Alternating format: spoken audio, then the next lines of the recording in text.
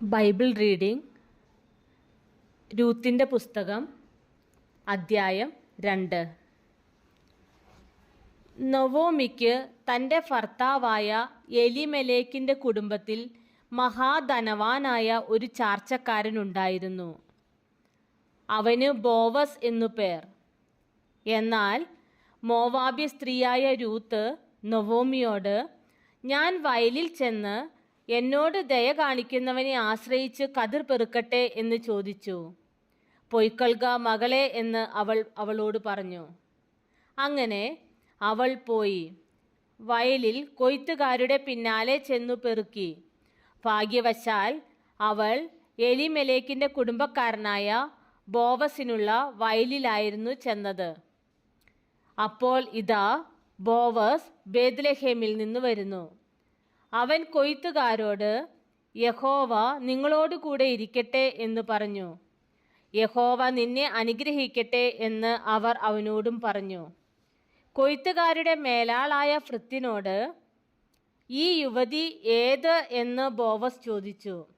കൊയ്ത്തുകാരുടെ മേലാളായ ഭൃത്യൻ, ഇവൾ മോവാബ് ദേശത്ത് നിന്ന് നൊവോമിയോടുകൂടെ വന്ന മോവാബ്യ യുവതിയാകുന്നു. ഞാൻ കൊയ്ത്തുകാരുടെ പിന്നാലെ കറ്റകളുടെ ഇടയിൽ പെറുക്കിക്കൊള്ളട്ടെ എന്ന് അവൾ ചോദിച്ചു. അങ്ങനെ അവൾ കാലത്ത് വന്ന് ഇതുവരെ പെറുക്കിക്കൊണ്ടിരിക്കുന്നു.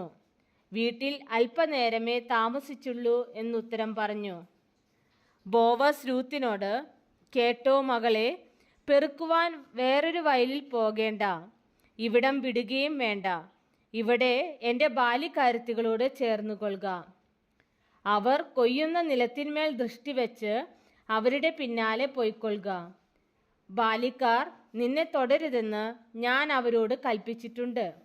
നിനക്ക് ദാഹിക്കുമ്പോൾ പാത്രങ്ങൾക്കരികെ ചെന്ന് ബാല്യക്കാർ കോരി വെച്ചതിൽ നിന്ന് കുടിച്ചുകൊള്ളുക എന്ന് പറഞ്ഞു.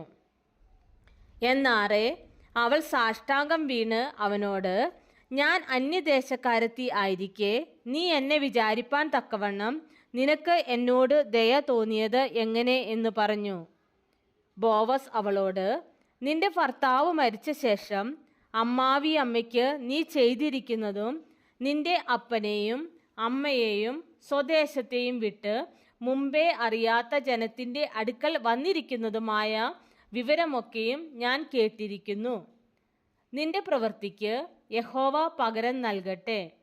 ഇസ്രയേലിൻ്റെ ദൈവമായ യഹോവയുടെ ചിറകിൻ കീഴെ ആശ്രയിച്ച് വന്നിരിക്കുന്ന നിനക്ക് അവൻ പൂർണ്ണ പ്രതിഫലം തരുമാറാകട്ടെ എന്നുത്തരം പറഞ്ഞു. അതിന് അവൾ, യജമാനനെ, ഞാൻ നിന്റെ ദാസിമാരിൽ ഒരുത്തിയെപ്പോലെയല്ല എന്ന് വരികിലും നീ എന്നെ ആശ്വസിപ്പിക്കുകയും അടിയനോട് ദയയായി സംസാരിക്കുകയും ചെയ്യുവാൻ തക്കവണ്ണം എന്നോട് നിനക്ക് കൃപ തോന്നിയല്ലോ എന്ന് പറഞ്ഞു. ഭക്ഷണ സമയത്ത് ബോവസ് അവളോട്, ഇവിടെ വന്ന് ഭക്ഷണം കഴിക്കാം, കഷണം ചാറ്റിൽ മുക്കിക്കൊള്ളുക എന്ന് പറഞ്ഞു. അങ്ങനെ അവൾ കൊയ്ത്തുകാരുടെ അരികെ ഇരുന്നു. അവൻ അവൾക്ക് മലർ കൊടുത്തു. അവൾ തിന്നു തൃപ്തയായി ശേഷിപ്പിക്കുകയും ചെയ്തു. അവൾ പെറുക്കുവാൻ എഴുന്നേറ്റപ്പോൾ ബോവസ് തൻ്റെ ബാല്യക്കാരോട്, അവൾ കറ്റകൾക്കിടയിൽ തന്നെ പെറുക്കിക്കൊള്ളട്ടെ, അവളെ ഉപദ്രവിക്കരുത്. പെറുക്കേണ്ടതിന് അവൾക്കായിട്ട് കറ്റകളിൽ നിന്ന് വലിച്ചിട്ടേക്കണം, അവളെ ശകാരിക്കരുത് എന്ന് കൽപ്പിച്ചു. ഇങ്ങനെ അവൾ വൈകുന്നേരം വരെ പെറുക്കിയത് മെതിച്ചപ്പോൾ ഏകദേശം ഒരു പറ യവം ഉണ്ടായിരുന്നു. അവൾ അത് എടുത്തും കൊണ്ട് പട്ടണത്തിലേക്ക് പോയി. അവൾ പെറുക്കിക്കൊണ്ടുവന്നത് അമ്മാവിയമ്മ കണ്ടു. താൻ തിന്നു ശേഷിപ്പിച്ചിരുന്നതും അവൾ എടുത്ത് അവൾക്ക് കൊടുത്തു. അമ്മാവിയമ്മ അവളോട്, നീ ഇന്ന് എവിടെയായിരുന്നു പെറുക്കിയത്? എവിടെയായിരുന്നു വേല ചെയ്തത്?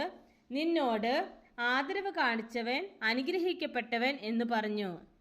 താൻ ഇന്ന് ആളുടെ അടുക്കലായിരുന്നു വേല ചെയ്തത് എന്ന് അവൾ അമ്മാവിയമ്മയോട് അറിയിച്ചു. ബോവസ് എന്നൊരു ആളുടെ അടുക്കലായിരുന്നു ഞാൻ ഇന്ന് വേല ചെയ്തത് എന്ന് പറഞ്ഞു.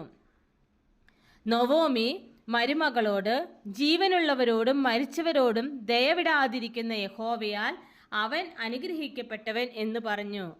അയാൾ നമുക്ക് അടുത്ത ചാർച്ചക്കാരനും നമ്മുടെ വീണ്ടെടുപ്പുകാരിൽ ഒരുത്തനും ആകുന്നു എന്നും നൊവോമി അവളോട് പറഞ്ഞു.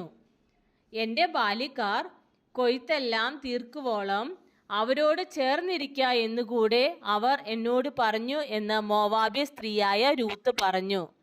നൊവോമി തൻ്റെ മരുമകളായ രൂത്തിനോട്, മകളെ, വേറൊരു വയലിൽ വെച്ച് ആരും നിന്നെ ഉപദ്രവിക്കാതിരിക്കേണ്ടതിന് നീ അവൻ്റെ ബാല്യക്കാരത്തികളോട് കൂടെ തന്നെ പോകുന്നത് നന്ന് എന്ന് പറഞ്ഞു. അങ്ങനെ അവൾ യവക്കൊയ്ത്തും കോതമ്പ് കൊയ്ത്തും തീരുവോളം പെറുക്കുവാൻ ബോവസിൻ്റെ ബാല്യക്കാരത്തികളോട് ചേർന്നിരിക്കുകയും അമ്മാവി അമ്മയോടുകൂടെ പാർക്കുകയും ചെയ്തു.